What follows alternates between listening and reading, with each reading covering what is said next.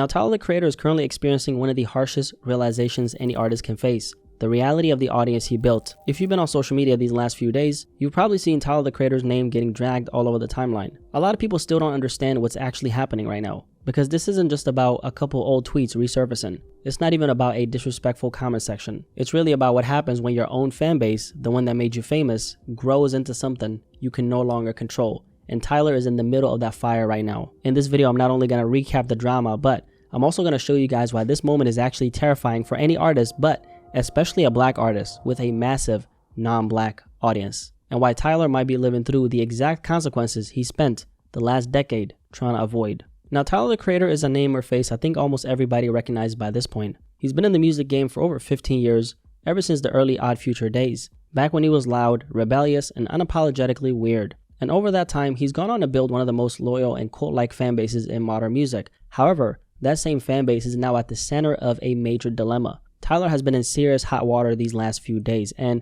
it all started with something incredibly innocent: a tribute post to the legendary neo-soul icon D'Angelo, who recently passed away from pancreatic cancer.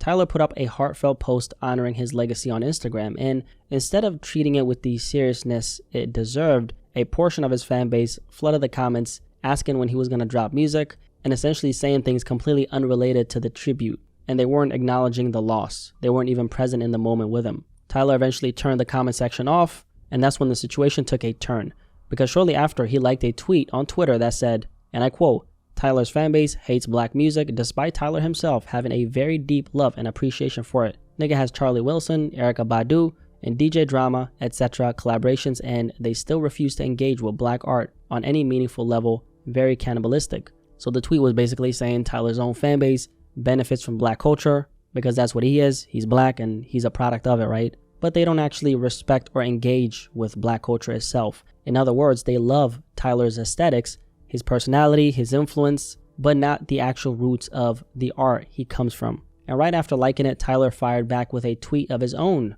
where he said, "These Sun Dodgers are out of control, man." He ended up deleting this tweet, by the way, but if you're not familiar with the term, it's another way of saying white people. Now here's where things flipped, okay? Because almost instantly, the spotlight turned back onto Tyler himself. The internet didn't just criticize the fans, they started scrutinizing Tyler's past. And it sparked a conversation about the exact type of audience he has cultivated. And the focus shifted from his fans are being disrespectful to, no, wait a second, you created them. A lot of the criticism was centered around this exact idea, that Tyler made this kind of behavior feel acceptable inside his own fan base. Because let's be honest, most of us remember the early Odd Future era. Tyler's music, his skits, even his tweets. That era of Tyler was extremely loud, edgy, and a lot of times offensive on purpose. And now those old tweets are resurfacing again, tweets that Tyler himself has actually been deleting in real time over the past few days. For example, here's one that started spreading everywhere. "I hate Black History Month. Why the F do you have to fucking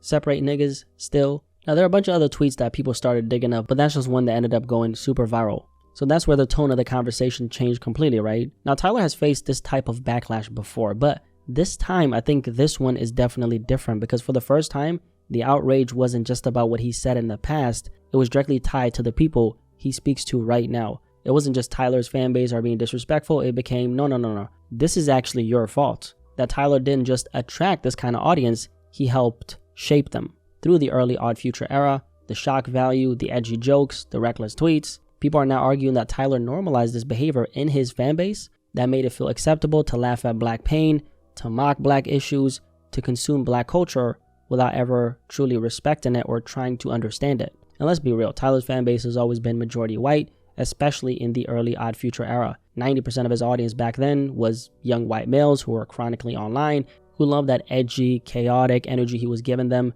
Yes, black kids were there too, but what really blew him up at first was that wave of white internet kids who felt like they finally had, permission to be wild and say anything in the name of being edgy. But over the years, as Tyler has evolved as an artist and stepped further into his creative maturity, his audience has obviously expanded. At this point, Tyler speaks to everybody: teenagers, middle-aged white women, black fans, Hispanic fans, older people, fashion kids, music nerds, and so forth. His reach is not only massive, but his fan base is way more diverse than it was 10 years ago, right? However, the internet doesn't care about evolution, it cares about origin. And that's exactly where the backlash went. So now Tyler is basically being held accountable for creating the very behavior he's now denouncing. People are calling him hypocritical, saying you can't complain about the same people who made you famous. And on the other hand, some of those white fans are looking at it like, wait, what? You made it okay for us to act like this, right? It's almost like a kid in a grocery store acting all wild, and the mom tries to suddenly calm him down, and the kid looks at her like,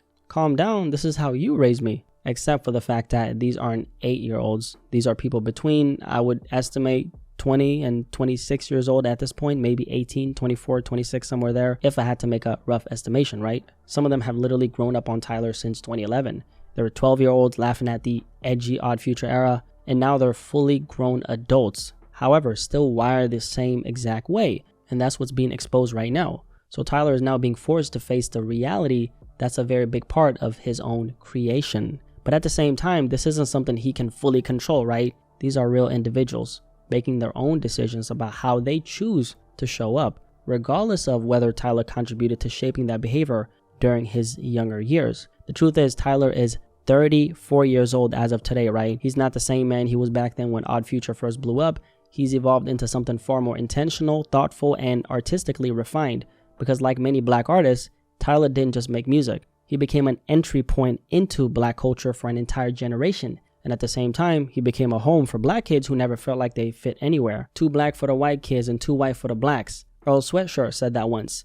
And it stuck with a lot of people, including myself. Artists like Tyler and Earl, right, have become more than just celebrities. They became a voice for people who never had one. But here's where things get complicated, because the same people Tyler represents racially are not the same people contributing to his pockets monetarily. And that matters because Tyler isn't just an artist. He's a black artist, and the black experience comes with a very specific type of weight and responsibility. You don't just stay a musician for long. The moment you start influencing the culture and the world, you unintentionally become an educator in a lot of ways, or a reference point, if you will, an entry point into blackness itself, especially for people outside of it. And a lot of non-black kids grew up on Tyler, not just because he was wild and unfiltered, not just because he was saying things they couldn't say, but because he gave them access to a world they were never fully a part of.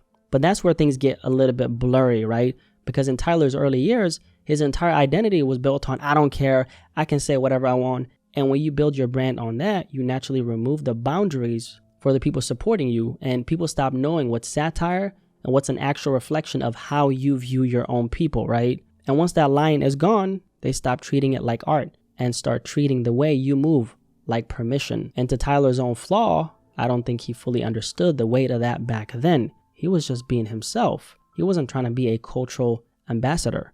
But as he evolved, his music evolved as well. And Flower Boy in 2017 was the turning point. That was the album where everything shifted for Tyler. The first time he fully embraced vulnerability, softness, introspection. And that was also around the time he seemingly came out the closet, right?